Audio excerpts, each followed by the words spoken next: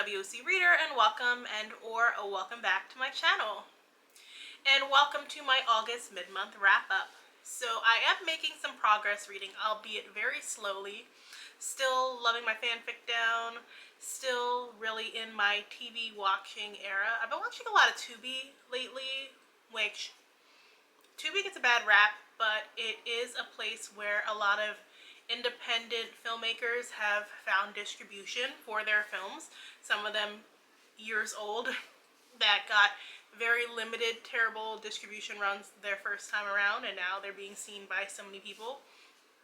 Like, I've been watching a lot of random Canadian movies and shows, some of which have been really interesting. Like, I just finished Little Dog, which is kind of like a dark comedy drama type of situation. That one is a 2-season show, really quick to watch. Like, I really like the comedy in that, and just their brand of sarcasm, along with just the fucked up family dynamics. So that was a fun, quick watch. And I have been reading some thicker books this month, so let's get into what I read so far. So, first one that I finished for the month was The Creepening of Dogwood House by Eden Royce. And this one I was really excited about just because I loved Root Magic by Eden Royce. So when she reached out to me and asked me if I wanted an arc of this one, I said, of course, because I was curious to see what direction it would go into. So basically you have this boy, his mother gets killed in an accident. He has to move into this old family home with an estranged aunt. And there's weird things happening in the house, and he's starting to hear these stories about his mother and the superstitions that she and practices that she held that she never talked about. It was interesting, but I can't say that this one was super engaging for me. It just kind of fell pretty flat. I feel like Eden Royce here relied too much on the grief of it all, carrying the story, rather than creating an interesting lore or interesting characters. I wanted to see more of Roddy kind of trying to fit into this new environment that he was in addition to uncovering these secrets about his mother. And again, he's with this aunt that he's never known, so there's some moments for bonding there. And of course the hoodoo stuff was done well. That's her specialty. That's her, she's Gullah-Geechee, so that's the culture she grew up in. So she always does that stuff well. But I just found we were focused way too much on the sympathy aspect of it, and the message of how grief never really leaves you. You just learn to cope with it better, which is an important message to learn. But at the same time, I find it can sometimes be a crutch for authors, especially in genre fiction, and lately from what I've been seeing in middle grade, and YA to a lesser extent, where they have a dead parent and then that becomes the whole story, versus the dead parent being the catalyst to this greater adventure. I read The Dead Cattail Assassins, which is by P. Djeli Clark, and honestly, while the prose was very interesting in this one, I wasn't really invested in this either. It just lacked that excitement factor for me, despite it being about this merry band of assassins. It's a relatively quick and easy read.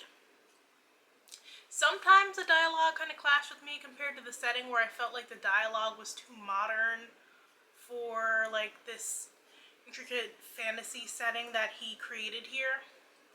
I'm at this point not really sure if P. Djeli Clark is the author for me, just because I did like 2 of his books. I liked The Black God's Drum, I liked Ring Shout.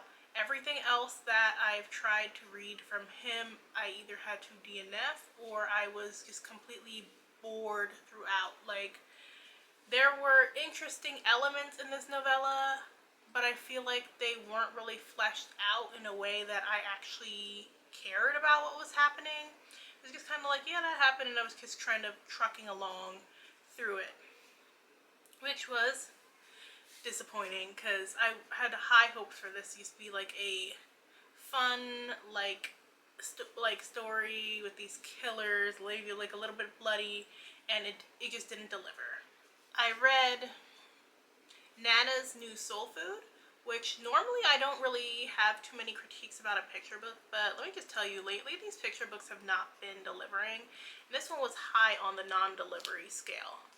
Like, yes, I know these aren't for me, but I have trouble seeing who this one was really for. So for one, I went into it expecting a story about a little boy who is like cooking vegan soul food with his grandmother, and that's not what this was at all. It is about a little boy. He lives in Atlanta, but you wouldn't even be able to tell that it's Atlanta because it doesn't necessarily say on page. It refers to the West End, but doesn't tell you the West End of what. And it was, I wouldn't know it was Atlanta if I hadn't read the author's note where they kind of said this is an ode to the West End neighborhood of Atlanta and the vegan variety of food there. With soul food in the title, I just expected soul food, and there was no soul food. We have this little boy. He goes from restaurant to restaurant to market, picking up various like pre-made vegan foods and not necessarily even soul food ones. Like the closest we came to soul food was vegan mac and cheese that they bought. And then like he and his mom were picking up random veggies and stuff, talking about, grandma needs to eat better because of her heart condition, so she wants to live a long time. And healthy eating is definitely important. My mother is vegetarian and she has been for years, since I was a little kid. I kind of watched how like vegan and vegetarian options have evolved over the years as more people have gotten into that lifestyle, and decided to stop eating meat for whatever reason. So I remember her getting like the vegetarian times back in the day and having like really basic recipes to now you can find these fabulous chefs online and just in various restaurants around the country where they're creating vegan versions of soul food, vegan versions of various African foods, vegan versions of various Caribbean food, and I wanted to see that on page here. Like, I'm like, where is the vegan like, where's the vegan soul food? I thought that this book would dive into that, and it just did not. So that was disappointing. And like, between the prose and the illustrations, like, it wasn't really put together here. And then like, so it includes a recipe, but the recipe is so basic because it's just for like popsicles, like simple fruit pops. So that was also annoying. Oh, like, I hate to dog on a picture book, but this one was just like a really big miss when it had so much potential to be great. Last I have Drown Me with Dreams by Gabby Burton. This one I got as an ARC from Bloomsbury. This was one of my more anticipated reads of the year just because I loved Sing Me to Sleep last year. Like, one of my standout YA fantasies. This one was a bit of a different vibe. It's a sequel, so if you read the first one, you know that it ends with Saoirse and Hayes trying to figure out a plan to go over the border. Over the border, there's supposed to be a resistance brewing. So we're following them strategizing for the book, like the best plan of action, which made it more of a slow burn story, while Sing Me to Sleep was more action packed. Here, Saoirse was also more subdued than in Sing Me to Sleep. In Sing Me to Sleep, she was a killer, had some regrets about it, but at the same time, like, she needed to give into that instinct to kill. Here, she's like trying to convince herself, I am not a monster. I don't need to kill everyone in sight. I don't need to constantly give into those instincts. So she's a lot more in control of herself and is trying to strategize ways where she can manipulate people and get what she wants without having like the water and her instinct to kill control her. And I could say I definitely wanted some more killing in here. I mean, there's a little bit of killing, but I could have used some more. There's also a lot more focus on the romance aspect here between her and Hayes. I think especially with romanticy trending, and they were trying to sell this sequel as like a romanticy story, that was a major focus, and at times it felt repetitive when it came to the romance. I still enjoy the two of them together. I think they have great chemistry. There were just a couple of scenes that were kind of back to back, and I'm like, one of my pet peeves in fantasy books is when we kind of just temporarily pause all the action that's going on to focus on the romance in like its own little bubble.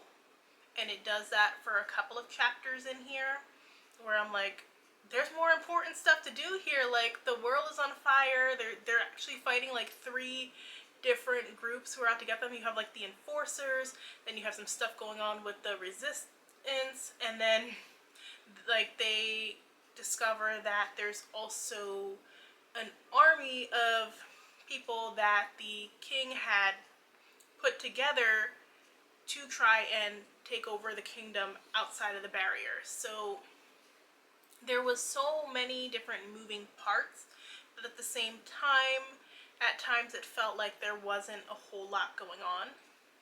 Still a very interesting read. I love the way Gabby Burton writes descriptions and just like how she's able to capture people's emotions. So that part definitely kept me interested. She's very good at like the sensory of it all, even though I know some people get like annoyed with Zersha and all her tastes. I like that aspect of it. So it was still like a pretty solid sequel, and I will definitely check out more from her. So right now I'm reading a couple of things. So I am currently listening to an audiobook. It is The Second Chance of Darius Logan by David F. Walker. I'm like 17% into that. I'm going to be listening to more of that today and hopefully finish it very soon because it's a library book and I need to send it back to the library. And this one is very interesting because it's giving me Black Lightning vibes. Like David F. Walker did Bitterroot, which I read volume 1 of Bitterroot and I really enjoyed it. I need to go back and finish off Bitterroot, but I can tell like this is a big ode to superheroes. Like I said, it has that Black Lightning feel with like the city being a crime-filled city, and this boy getting he's getting the second chance after he had a run-in with the cops that would have been his third strike, and there are meta-humans like all over the city running things. There's like drugs, which kind of reminded me of like the whole green light plot in the Black Lightning TV series, which I did like Black Lightning the first season. I kind of fell off somewhere in the second season, like the vibes just changed for me or whatever. But so far it's very intriguing. I'm also reading This Ravenous Fate by Haley Dennings, which I'm not that far into. I'm only a couple chapters in. So far that one's not impressing me too much. Like the atmosphere is just not there. It's not feeling like 1920s Harlem yet, and I hope that improves. But let me know what you're currently reading in the comment section below. And if you liked this video, make sure and hit that like button. Thanks so much for watching. I will see you guys in the next one. Bye!